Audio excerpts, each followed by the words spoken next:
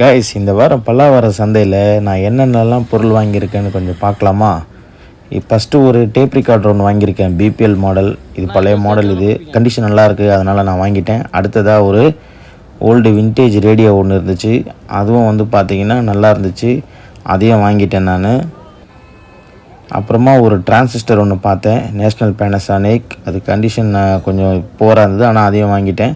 இது ஒரு home theatre, இதையும் வந்து நான் பார்த்துருக்கேன், நான் வாங்கலை. அப்புறம் இந்த குட்டி டிவி, சிஆர்டி டிவி, இது வாங்கியிருக்கேன். இது வந்து கிராமோஃபோன், அந்த மியூசிக் பிளேட்டு, இதுவும் அங்கே அவைலபிளாக இருந்துச்சு.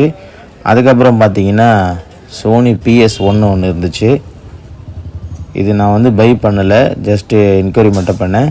பிலிப்ஸ் ஒன்று இருந்துச்சு, பெட் டேப் ரிகார்டு.